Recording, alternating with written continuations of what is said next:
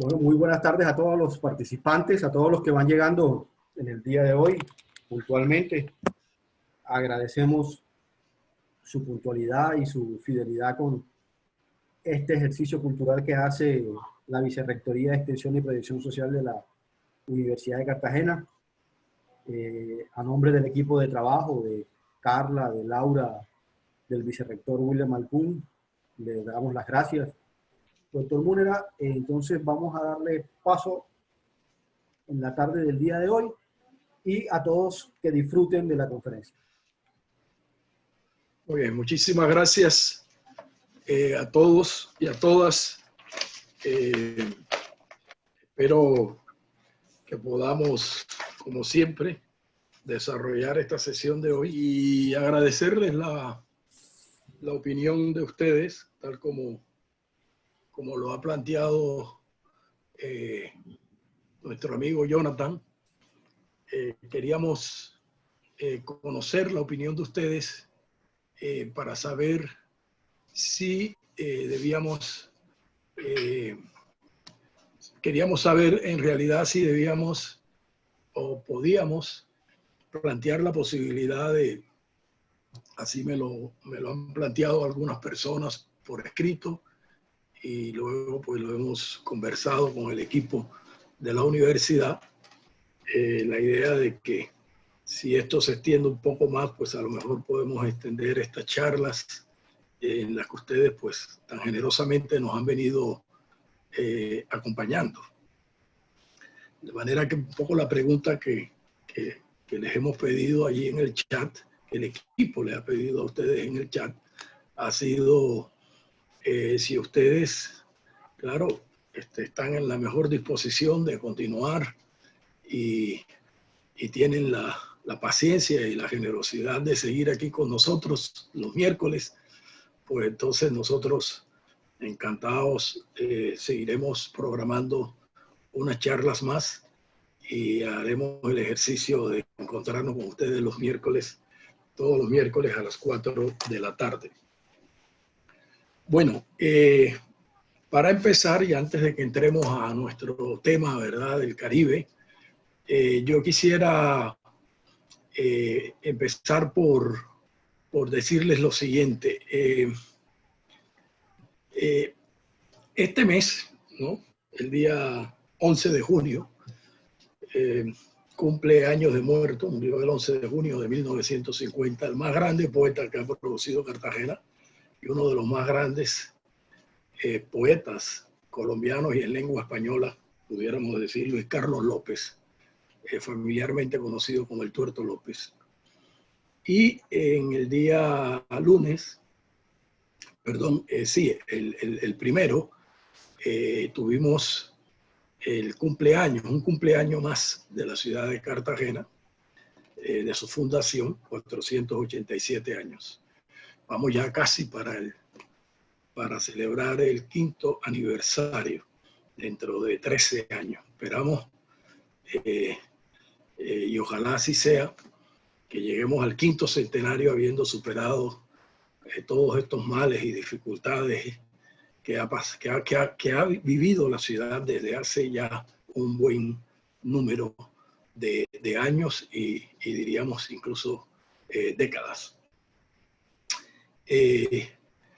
Bueno, ya tenemos que pensar en ese 5º aniversario. Son 500 años, ¿verdad? Son 500 años.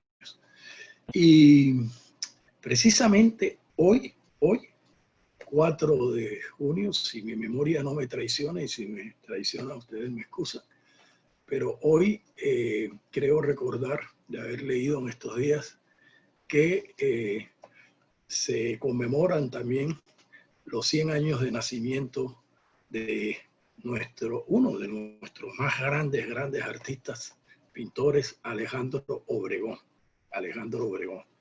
Es muy curioso, ¿eh? Este año celebramos los 100 años de otro de los grandes pintores, Enrique Grau. Eso será el 18 de diciembre de 1920 nació el maestro Grau. Celebramos también los 100 años, o conmemoramos los 100 años de Cecilia Porras, el 20 de octubre de 1920. de uno de los grandes fotógrafos de la historia de este país, Cecilia Porras también, nuestra gran pintora, uno de los grandes fotógrafos, Nereo López, ¿verdad? 1 de septiembre. Nereo López, Enrique Grau, Cecilia Porras, cartageneros, Alejandro Obregón, nacido en Barranquilla, en Barcelona realmente, pero bueno, vivió muchos años en Barranquilla y también vivió en Cartagena, aquí tuvo su casa, aquí murió. ¿Por qué me hago mención de esto? Porque ya que estamos también en el mes de la conmemoración de la fundación de la ciudad, se me ha ocurrido, así antes de entrar ya a nuestros temas del Caribe, los cartageneros están muy familiarizados con Luis Carlos López, pero quizás nuestra gente de otros países que nos están oyendo y de otras ciudades no están tan familiarizados. Pues Luis Carlos López escribió una gran poesía que se convirtió en una especie de símbolo de Cartagena. Los que tenemos ya una cierta edad, recordamos los zapatos viejos que quedaban en un lugar céntrico de la ciudad y luego fueron trasladados a otro sitio, ¿verdad? Los zapatos viejos, que era la expresión, digámoslo así, era el monumento que se le hacía en homenaje a Luis Carlos López, pero también a la ciudad, porque era un homenaje también a la ciudad, de una bellísima poesía que se llama A mi ciudad nativa. Voy a leérselas antes de que empecemos, ¿verdad? Antes de que empecemos, voy a leerles este gran poema y luego seguimos con la conferencia. Vamos a leerle este gran poema que creo que es el mejor homenaje que se le puede hacer a la ciudad de Cartagena, Alguien ahí decía, ahora vi en el chat que alguien decía que Raúl Gómez Hattin fue el más grande poeta. Bueno, en estas cosas no hay discusión. Raúl Gómez fue otro de los grandes poetas nuestros, de manera que, como en todo, ¿verdad? Es mejor decir que ambos fueron muy grandes poetas. Y en verdad, siempre las opiniones tienen algo de subjetivo. Voy a leer A mi ciudad nativa. Es un poema, ¿verdad? Es un soneto corto, muy bello. Y además es un soneto que nos hace pensar mucho en la Cartagena de hoy. Dice, ciudad triste, ayer reina del mar. Ese es como el epígrafe que tiene José María de Heredia. Y aquí empieza el poema. Noble rincón de mis abuelos, nada como evocar cruzando callejuelas los tiempos de las cruz y de la espada, del ahumado candil y las pajuelas. Pues ya pasó, ciudad amurallada, tu edad de folletín. Las carabelas se fueron para siempre de tu rada. Ya no viene el aceite en botijuelas. Fuiste heroica en los años coloniales, cuando tus hijos, águilas caudales, no eran una caterva de vencejos. Mas hoy, plena de rancio desaliño, bien puedes inspirar ese cariño que uno le tiene a sus zapatos viejos. De allí el monumento del que les hablo, ese cariño que uno le tiene a sus zapatos viejos, ¿verdad?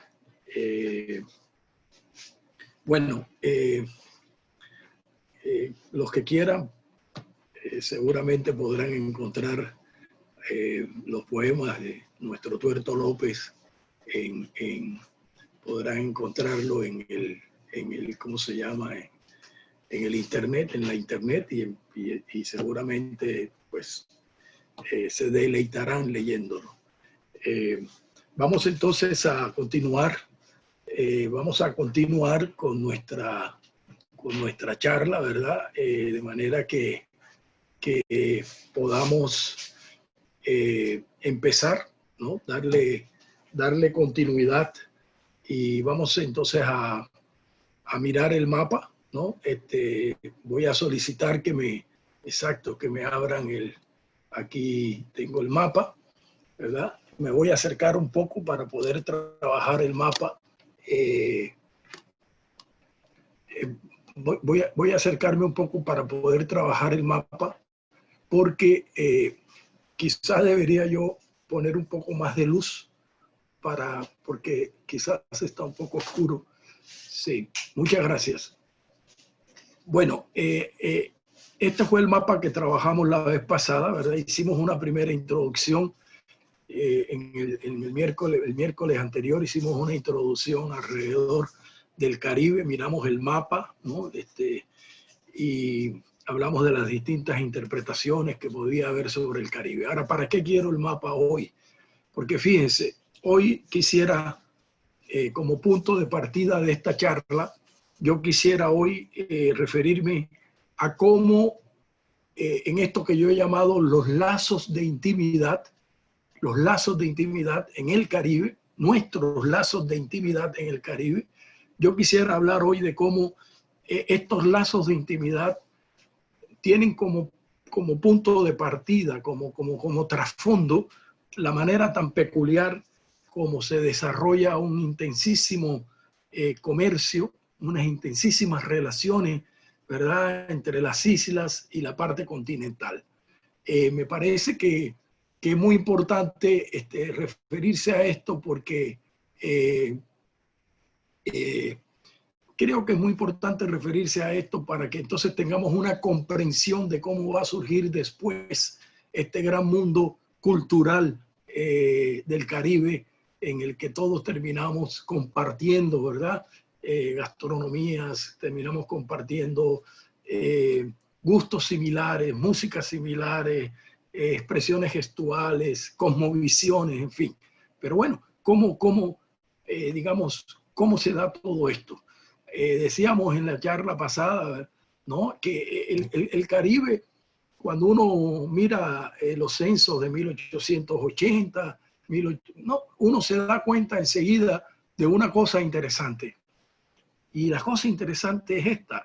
Si uno mira los censos del Caribe de 1880, 85, uno se da cuenta que, con excepción, digámoslo así, del Caribe español, de lo que llamamos el Caribe de lengua española, el Caribe de lengua inglesa, el Caribe de lengua francesa, en fin, estos otros Caribes, el Caribe holandés, por llamarlo de una manera imprecisa, pues, pero con el ánimo de avanzar, estos otros Caribes, la inmensa mayoría de la población, 80-85% de la población, era de origen africano, de origen africano.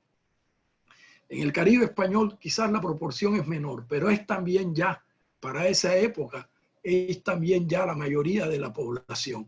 Es decir, la mayoría de la población es ya en esa época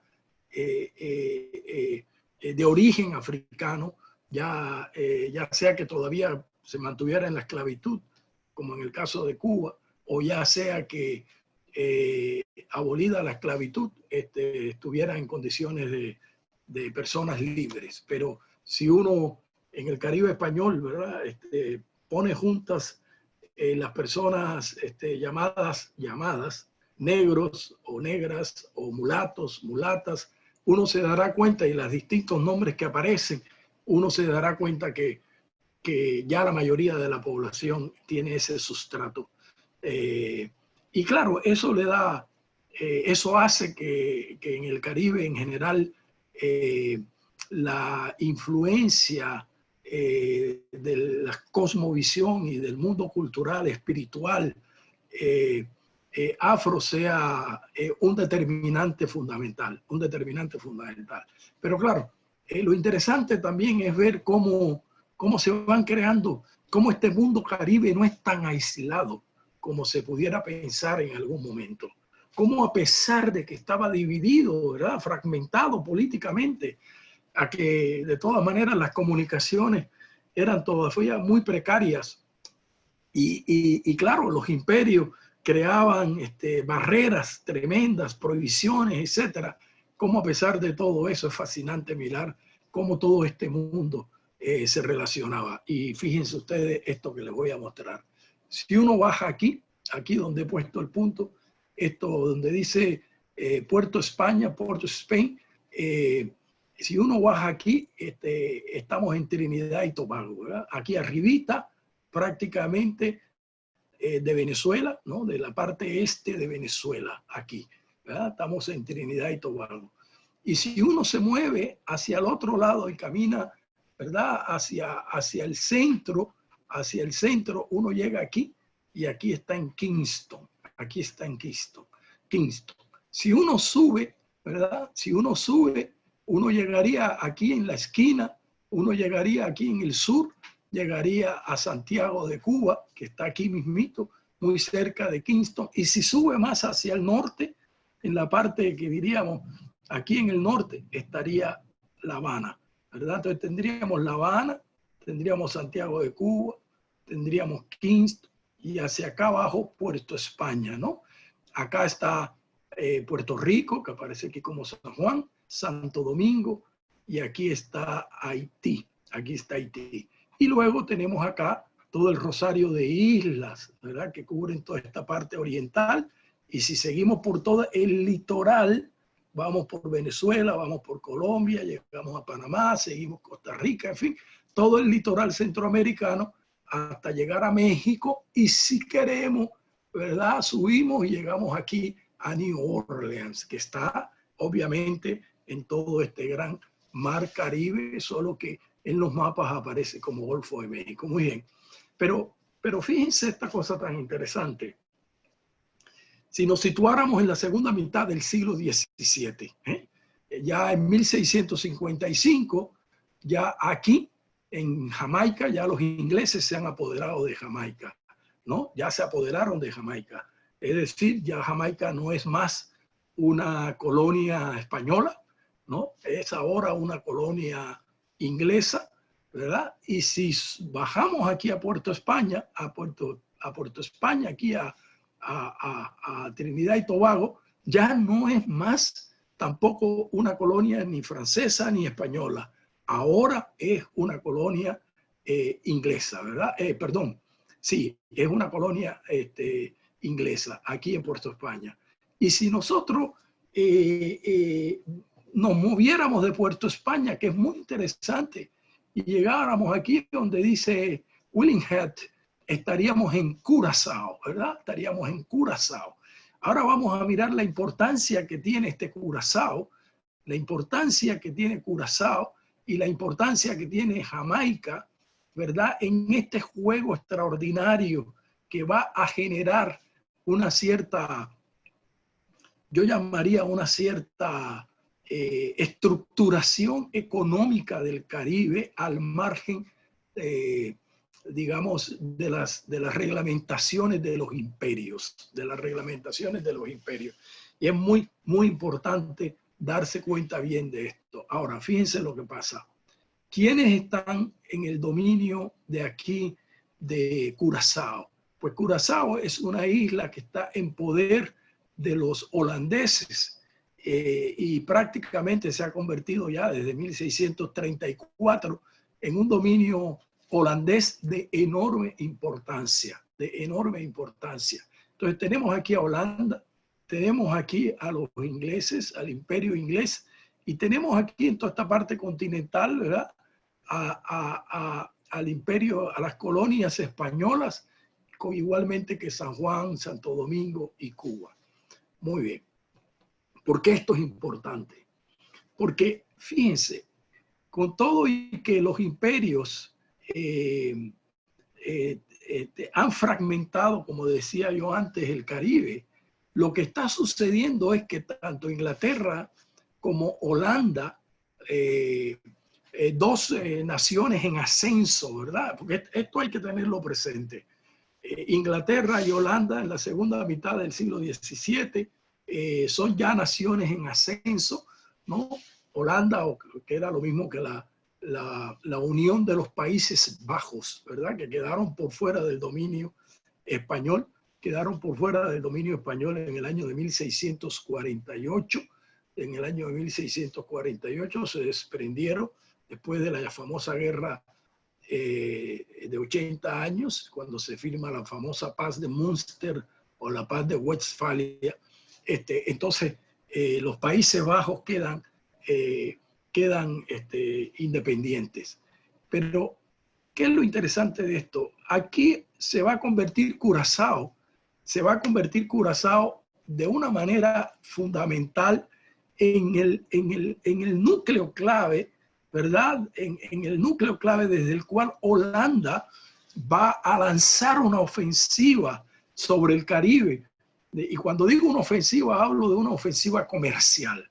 Ese sitio, esa pequeña isla va a ser utilizada para que desde allí se puedan exportar enormes cantidades de mercancías, y claro, para también convertirla en un gran centro de abastecimiento de Holanda. Ahora, un dato interesante, mientras Curazao no tiene una economía de plantación azucarera ni de ningún tipo, porque es una isla cuyo territorio, cuyo terreno, cuyo suelo no lo permite, Jamaica sí tiene una economía de plantación muy fuerte, una economía de plantación muy fuerte. Va a ser una de las grandes economías de plantación azucarera del Caribe. Ahora bien, me permito rápidamente contarles, cuando hablamos de plantación, en esta época estamos hablando de realmente estamos hablando de un tipo de producción muy sofisticada tecnológicamente para la época, ¿verdad? Que se dedica tiene dos características fundamentales. Una es explotada por esclavos, ¿verdad? De manera intensa, ¿no? Con desarrollos tecnológicos intensos. Y la segunda es exportada, es producción agrícola para la exportación, ¿verdad? Y las islas van a jugar, lo decía yo la vez pasada, un papel extraordinario. Yo les hablaba de Barbados, les decía el gran comercio de Barbados, que estaba basado precisamente en la exportación de azúcar, ¿no? Son plantaciones en donde se produce la caña de azúcar, se reelabora y se hace azúcar. Ahora, ¿por qué es tan importante? Porque el azúcar ya en el siglo XVII, en esa segunda mitad del 17 y el 18, va a ser uno de los grandes productos en ascenso, como el azúcar. Bueno, ahora hemos demonizado el azúcar, ¿no? Ahora todo el mundo piensa que el azúcar es veneno, que no se debe comer, etc. Pero en esa época que el capitalismo está en ascenso, ¿verdad? Y hay masas y masas de trabajadores que ya no producen sus productos agrícolas, sino que van a las industrias, pues el azúcar es un bien valiosísimo porque genera calorías. Es en ese sentido de los productos más generadores de calorías precisamente para estos trabajadores europeos. Y por eso el azúcar sube y es sumamente apreciada y se convierte en un producto de altísimo valor, y su explotación genera enormes ganancias, como lo expliqué la vez pasada.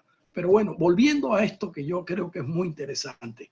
Entonces, tenemos aquí a los ingleses en Kingston, Jamaica, y tenemos aquí en Curazao. Por supuesto, están en otras islas, pero me voy a concentrar aquí en aras de poder explicar lo que quiero explicar. ¿Qué es lo que va a pasar? Que como además tenemos al lado toda esta masa enorme de territorios que pertenece a España, ¿verdad? Pero ojo, porque todo este territorio, ¿verdad? Que va a ser de Suramérica y Centroamérica, es un territorio inmensamente rico en metales preciosos en esa época. En esa época no es tan rico en agricultura, cuando hay algún tipo de agricultura, por ejemplo en Venezuela y en la parte de Nueva Granada de aquella época, o lo que Colombia era, lo que hoy llamamos Colombia, todavía en la parte oriental y en el Magdalena se explotaba mucho cacao y se exportaba mucho cacao. Pero ese no es el fundamento de su riqueza. El fundamento de su riqueza es el oro y la plata. La plata del Perú, la plata de México, el oro de Colombia, ¿verdad? Esos son los fundamentos de la riqueza del Imperio Español, y por lo cual entonces el Imperio Español en la segunda mitad del siglo XVII, a diferencia de Inglaterra, no tiene mucho interés en desarrollar la agricultura en serio, sino en explotar los metales preciosos. Bueno, entonces estas dos islas que son avanzadas de los imperios están muy interesadas realmente en tratar de intensificar al máximo el comercio con las colonias españolas. Y intensificarlo al máximo significa la posibilidad de vender sus productos, porque claro, Inglaterra está en pleno desarrollo, la industria, los textiles se están desarrollando enormemente, lo mismo que en Holanda. Además, claro, de otra serie de productos manufacturados, ¿verdad? Que los holandeses y los ingleses están tratando de vender. Y el producto oro, sobre el cual no voy a hablar mucho, pero que es fundamental, la harina. La harina es fundamental. Y la harina no se está produciendo, no la están trayendo de Inglaterra, ni mucho menos, ni de Holanda, pero la están produciendo las colonias continentales de Inglaterra. Es decir, esto que hoy llamamos Estados Unidos. Básicamente, Filadelfia, ¿verdad? Filadelfia es uno de los grandes productores y las están trayendo también muchísimo de Nueva York. Entonces, en síntesis, lo que quisiera explicar es que en estas dos islas, desde estas dos islas, hay una extraordinaria, digamos, hay un impulso extraordinario para venderle todas estas mercancías a las colonias españolas, es decir, a lo que hoy es Colombia, a lo que hoy es Venezuela, en fin, a Centroamérica, y por qué no, también a Cuba, que es una isla muy importante, a San Juan. Puerto Rico juega un papel muy importante en el siglo XVIII, como lo expliqué en una charla anterior, ¿verdad? Puerto Rico será un gran centro de distribución de harina producida en los Estados Unidos. Y lo que quiero decirles a ustedes es que todo esto se hace a través de lo que yo llamaría una economía alternativa, que la genera el mismo Caribe. Es una economía que se mueve por otros, ellos mismos crearán todo un sistema de comunicación y de rutas para que esta economía pueda tener sentido.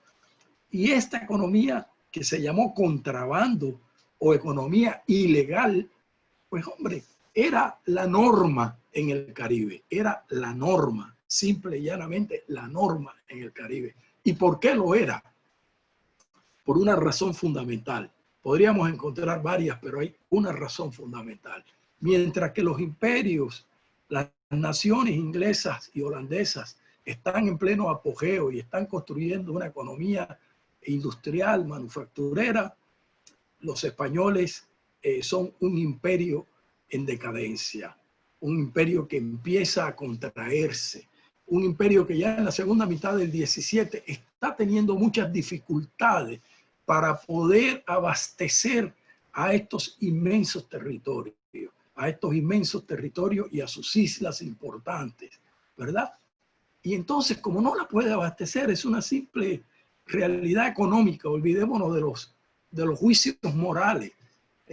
Simplemente como no la puede abastecer, pues entran allí los ingleses y los holandeses, pese a las prohibiciones, pese a las persecuciones, pese a que España gasta muchísimo dinero montando guardacostas y montando vigilancias armadas en los puertos, pese a todo eso, es imparable, es imparable. El comercio que crece en el Caribe a partir de la segunda mitad del siglo XVII, sobre todo, es un comercio básicamente llamado ilícito o llamado contrabando, ¿verdad? Que estructura el Caribe, porque fíjense lo que sucede, ¿verdad? Fíjense lo que sucede. Esta isla de Curazao negocia con la isla de Kingston y llegan incluso a una serie de acuerdos para facilitar la circulación de mercancías en los territorios españoles. Pero aquí viene otra cosa fascinante, en la que no me puedo detener mucho, pero la voy a mencionar de todas maneras. Tanto en Curazao como aquí en Jamaica, este negocio, este gran comercio, llamémoslo alternativo, llamémoslo contrabando, como ustedes quieran, pero este gran negocio está en manos en una gran proporción de comerciantes judíos, O sea, en Curazao, sin duda, no son los judíos los que dominan este gran comercio de Curazao, que además va a tener un comercio estrechísimo con esta parte norte de Colombia. Fíjense lo cerca que está.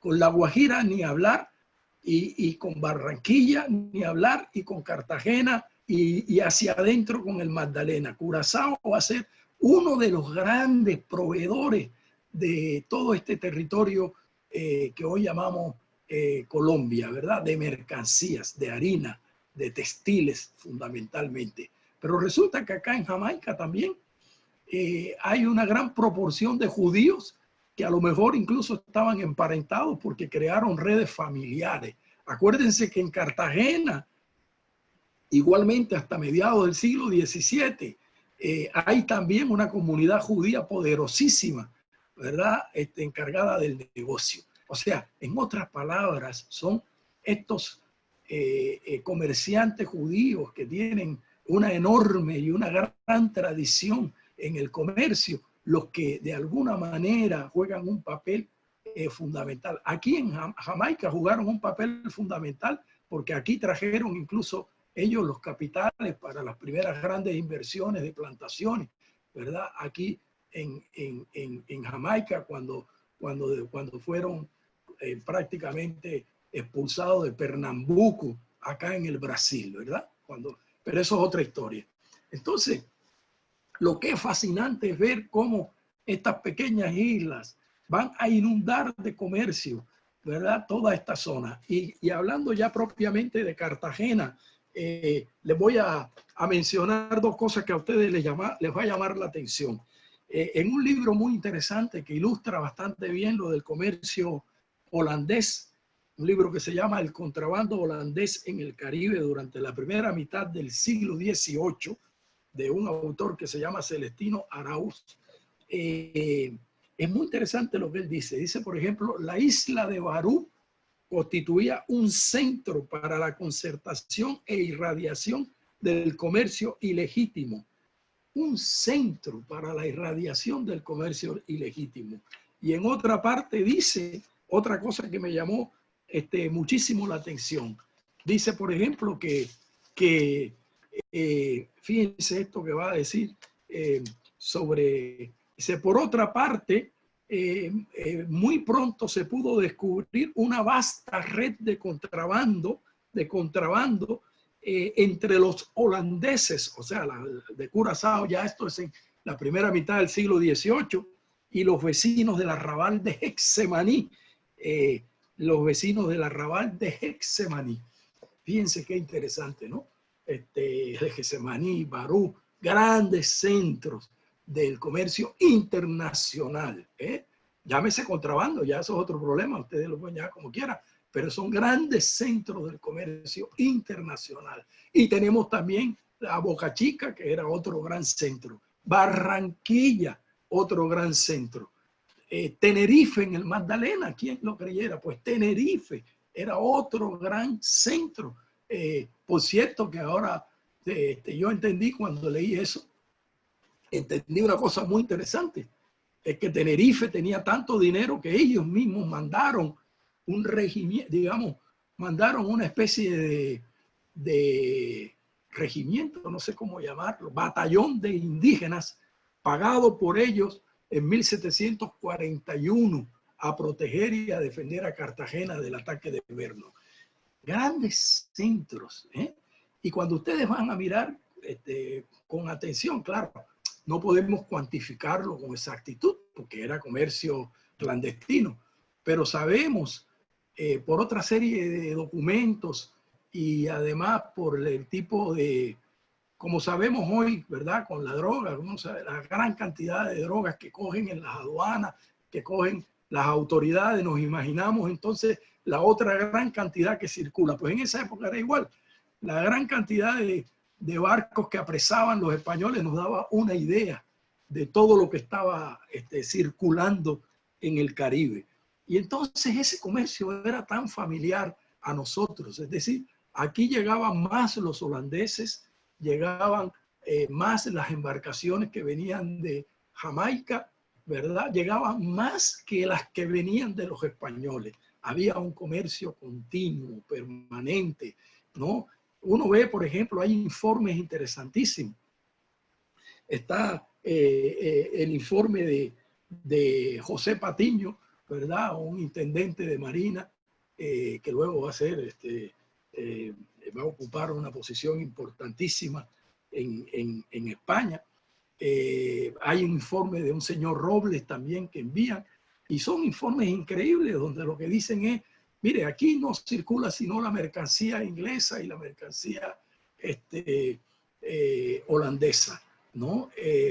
Y además cuentan que esta anécdota que es fundamental, se crea el virreinato, ¿verdad? El primer virreinato en 1717 se crea, con el ánimo de controlar el comercio, entre otras cosas, ilegal, que llamaban los españoles, ¿no? El contrabando de los holandeses y de los ingleses, fundamentalmente, ¿no?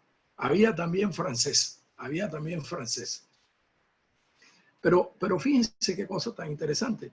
En estos informes que les estoy mencionando, lo que siempre se destaca es que, muy a pesar de todo lo que España está haciendo en este momento en que se crea el virreinato, hasta el virrey Villalonga está metido en el contrabando.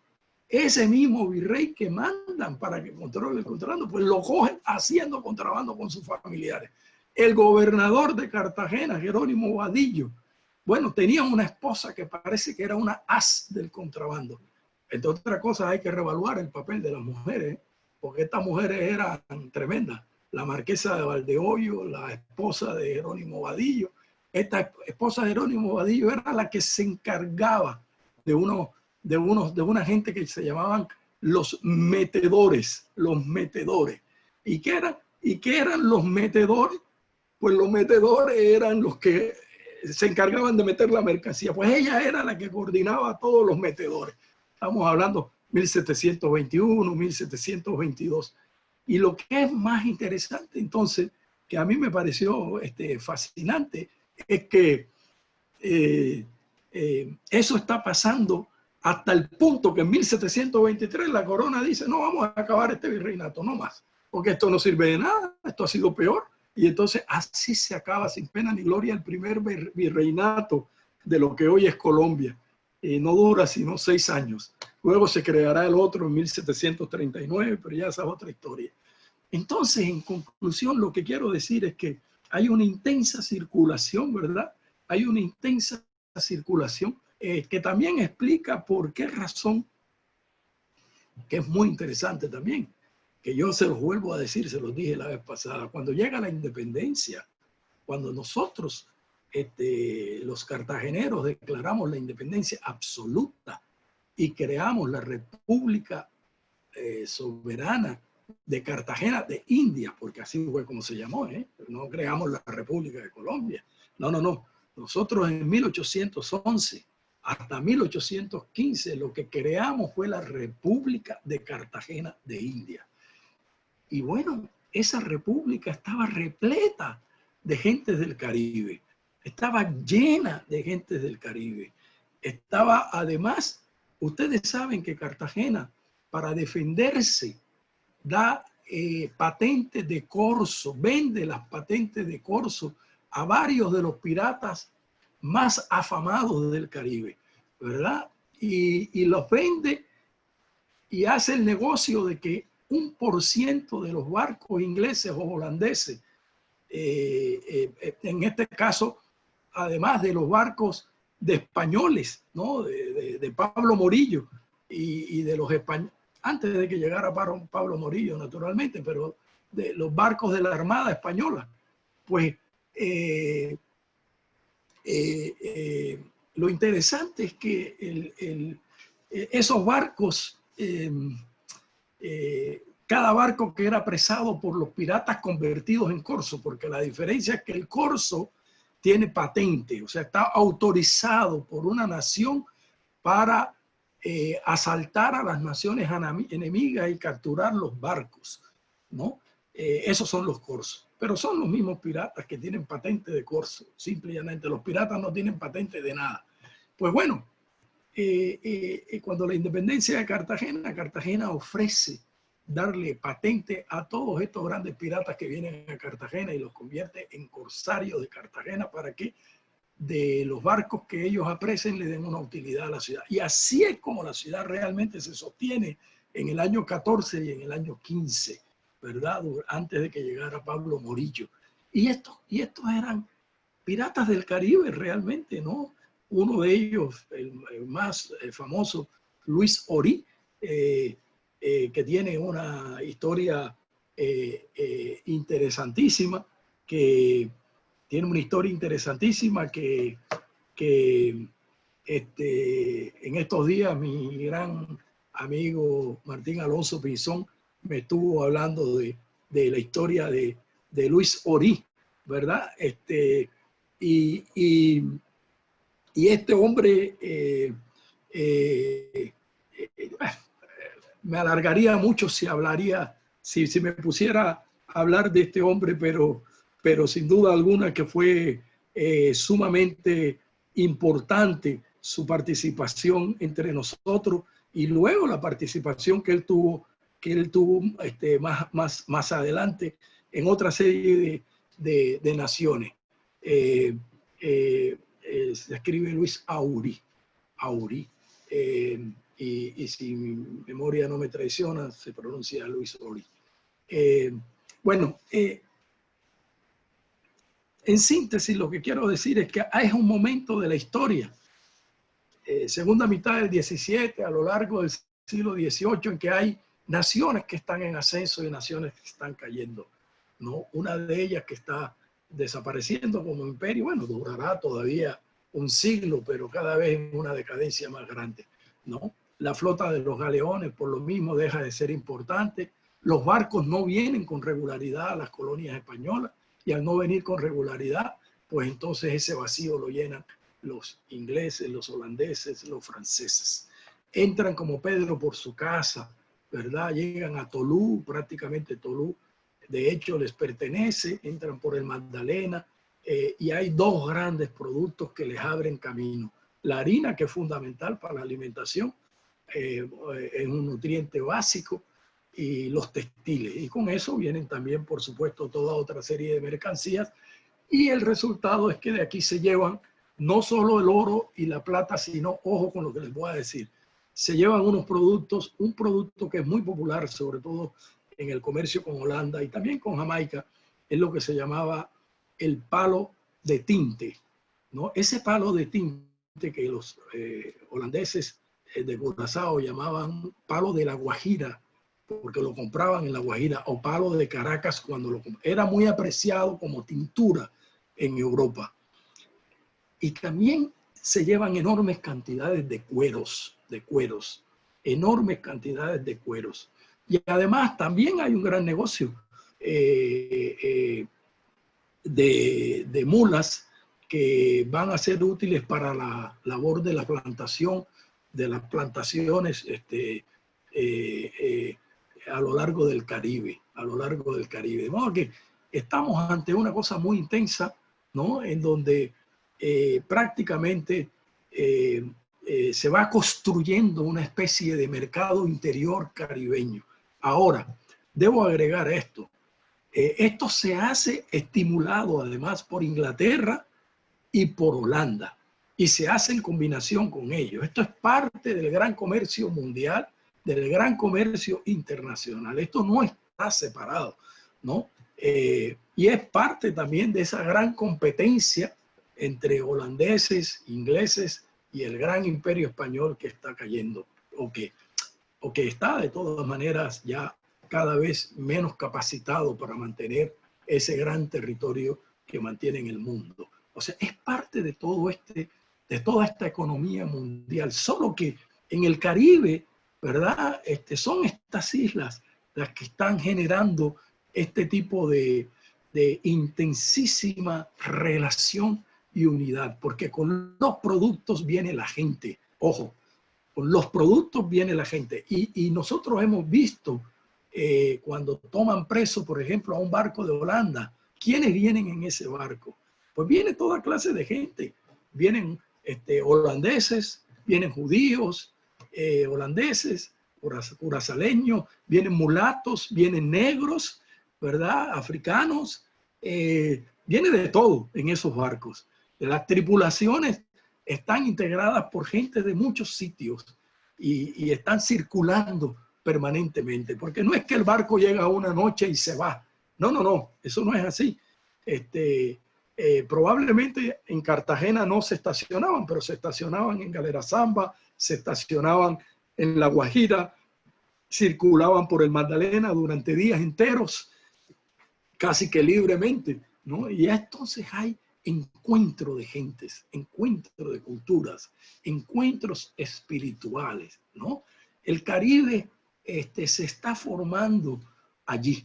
Le hemos puesto mucha insistencia a la fragmentación del Caribe y no le hemos puesto tanta importancia a lo otro, a la intensísima relación que construye el mundo sociocultural del Caribe, ¿no?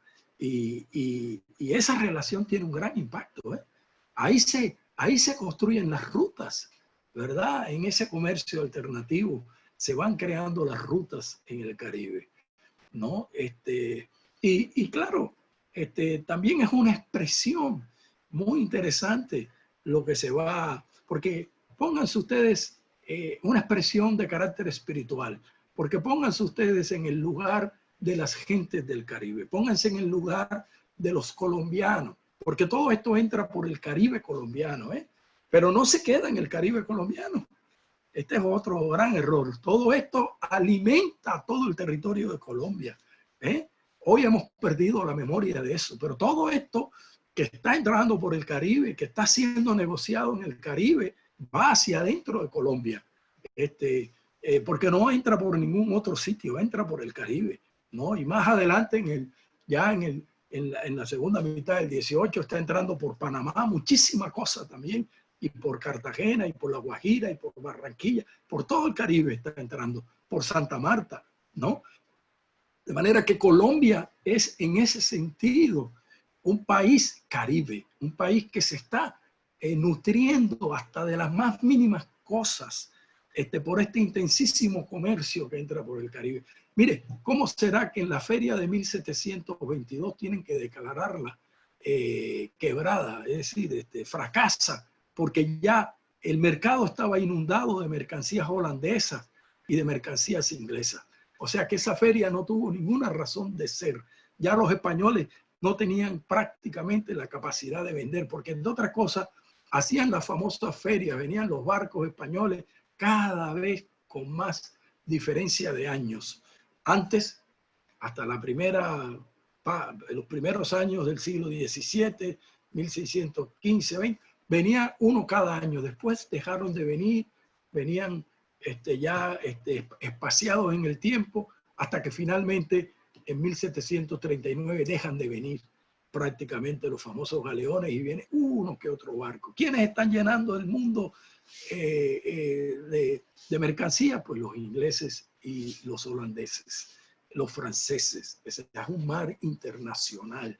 Se genera desde el principio una relación internacional muy interesante. ¿Y qué pasa en el mundo espiritual de esas gentes del Caribe que están negociando con franceses, con holandeses, con ingleses, que están recibiendo a menudo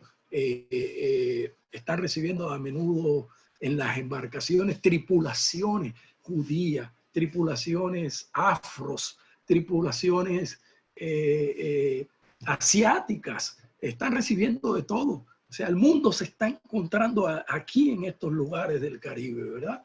¿Qué está pasando ahí? Hay una apertura espiritual extraordinaria, una apertura espiritual. Y además, en una época de reglamentaciones imperiales tan rígidas, ellos están rompiendo con esa rigidez. Están rompiendo con esa rigidez, están rompiendo con las fronteras, están rompiendo con esas barreras y están creando un mundo más integrado, más integrado. Eso va a suceder con muchísima intensidad en la primera mitad del siglo XVIII.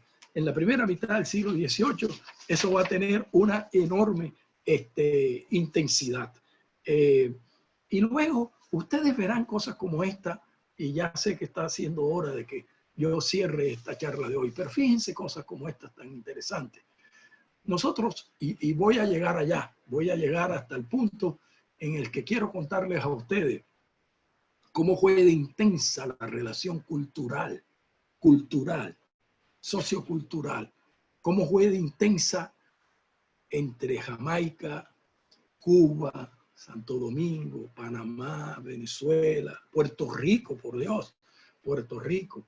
Que yo me acuerdo de jovencito, ¿verdad? Mis amigos puertorriqueños que nos están escuchando. Yo me acuerdo cuando yo era un jovencito. Ustedes saben la música que se bailaba en Cartagena, en los barrios populares, ¿eh? O sea, la inmensa mayoría de los cartageneros. ¿Saben la música que bailaban? Una de origen campesino puertorriqueño que nosotros llamábamos jíbaros, la música de Ramito, la música de Ramito. Yo recuerdo cuando yo llegué a estudiar a los Estados Unidos, a Connecticut, que me encontré con esa extraordinaria comunidad puertorriqueña de la que yo me hice miembro. Yo me acuerdo que yo fui a la casa de Juan Casilla, mi amigo Juan Casilla y su esposa, y les llevé la música de Ramito. Y ellos no la conocían. Es muy curioso esto, ¿eh? Yo conocía mejor en Cartagena la música puertorriqueña que los puertorriqueños, bueno, no, que no todos, por supuesto, no quiero exagerar, pero que muchos puertorriqueños que vivían ya en los Estados Unidos, porque era la música nuestra, ¿no? Pero eso que pasaba en el siglo XX estaba pasando ya en el siglo XVIII. En el siglo XVIII, por ejemplo, la relación de Cartagena con Jamaica era tan y tan intensa, ¿verdad? Que la primera logia masónica que se funda en Cartagena se hace bajo el amparo de la logia masónica de Jamaica, por ejemplo. La primera novela, Ingermina, la novela de General Nieto, se publica en Kingston, ¿verdad? Era una relación muy intensa la que ya había allí, ¿no? Hay un gran historiador norteamericano de por allá de los años 20, 30, que escribió un libro muy interesante sobre las islas del Caribe, que decía que hasta los años de 1750, más o menos, decía que la relación comercial más intensa que tenía Jamaica la tenía con Kingston, la tenía con Cartagena. Y hay un famoso ilustrado, ¿verdad? Intelectual cubano, funcionario de alto rango, Joseph de Rivera, en Santiago de Cuba, que dice algo así también, como que todo, digamos, la prosperidad de Santiago de Cuba estaba basada en gran medida en el comercio y la relación con Cartagena. Fíjense lo que han ido a Cuba, este caso muy curioso. Uno llega a La Habana, los cartageneros, hablo sobre todo, ¿verdad? Y me parece que le puede pasar eso a mucho a la gente del Caribe. Y uno no se siente tan en su casa como cuando llega a Santiago de Cuba. Hasta en el lenguaje. Muchas palabras que los santiagueros usan en Cuba las usamos nosotros. Y eso viene desde el siglo XVIII, desde por allá, siglo XVII, porque Santiago de Cuba, se los voy a mostrar en la próxima charla, o yo creo que aquí todavía tengo oportunidad, si me dan entrada al mapa, le voy a... Bueno, ya yo se los mostré, no hay necesidad porque estamos sin tiempo. Pero Santiago de Cuba quedaba en esa punta y era más, los santiagueros negociaban, comerciaban más con Cartagena que con La Habana, para evitarse pagar los impuestos de La Habana. O sea, tenían un comercio más intenso con Cartagena que con La Habana, ¿no? Fíjense cómo eran de intensas las relaciones en el Caribe, cómo era de importante ese mundo del Caribe, ¿verdad? Y de ese mundo van a ser toda esta identidad que arropa muchas identidades, pero que nos hace a todos sentirnos personas del Caribe, ¿verdad? Voy a hablarles un poco más adelante, pero voy a terminar con esto. La gran novela nacional colombiana. La gran novela, ¿sí? La que nos identificó en el mundo antes de que llegara García Márquez y toda esta generación moderna, ¿verdad?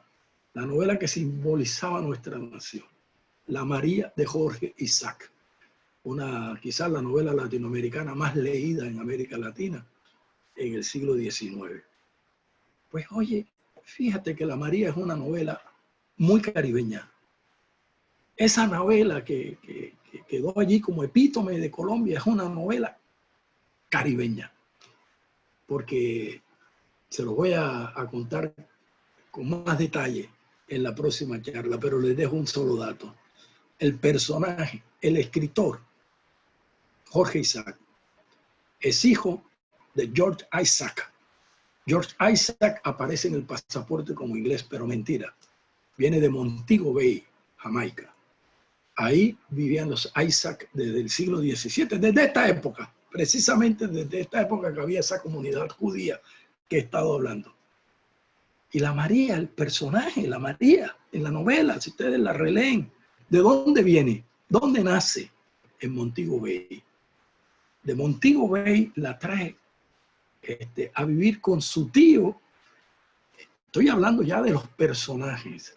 Y su tío, que vive en el Valle del Cauca, ¿de dónde era? ¿De dónde vino? De Jamaica, de Montego Bay. Es una novela caribeña y está llena de alusiones al Caribe. Vamos a hablar un poquito después sobre esto, porque ya estamos sobre las 5:11 y he prometido no hablar más, de ninguna manera pasarme de 1 hora. Arrancamos, o yo arranqué a hablar a las 4:15, o sea que estoy en el tiempo. De manera que todo este gran mundo del Caribe, yo he querido mostrarles cómo se integraba. Pues claro, he pasado por encima de una serie de cosas, pero en gracia a la síntesis y a la discusión, quería que ustedes vieran, porque no nos familiarizamos con el mapa. Conocemos mejor el mapa europeo, el mapa norteamericano, y no conocemos nuestro mapa, en donde estamos situados, ¿verdad? Alguien me decía, una querida amiga me decía la vez pasada, que ¿por qué en ese mapa no aparece Cartagena? Bueno, porque los mapas son así un poco arbitrarios, ¿no? Y seguramente cuando lo hicieron ya Barranquilla era la ciudad más importante de la costa y entonces pusieron Barranquilla, ¿no? Pero ahí está todo, ¿no? Ahí está todo y ahí ese mapa deberíamos enseñárselo a nuestros niños y a nuestras niñas, ¿no? Deberíamos crecer familiarizados con ese mundo al que pertenecemos, en el que se desarrolló nuestra existencia y se sigue desarrollando. Y cada vez más vamos a necesitar la integración de ese mundo caribe. Vamos a necesitar, protegiendo nuestras diversas identidades, que es una de nuestras grandes riquezas, la diversidad, vamos a necesitar cada vez más integrar la extraordinaria riqueza y complejidad de este mundo del Caribe, porque esa será nuestra salvación. Muchísimas gracias, les agradezco muchísimo a todos y el miércoles entrante seguiremos entonces con el mundo espiritual del Caribe. La verdad que yo estoy disfrutando muchísimo la compañía de ustedes, se los agradezco inmensamente. Allí termino. Cualquier comentario, cualquier pregunta, con mucho gusto.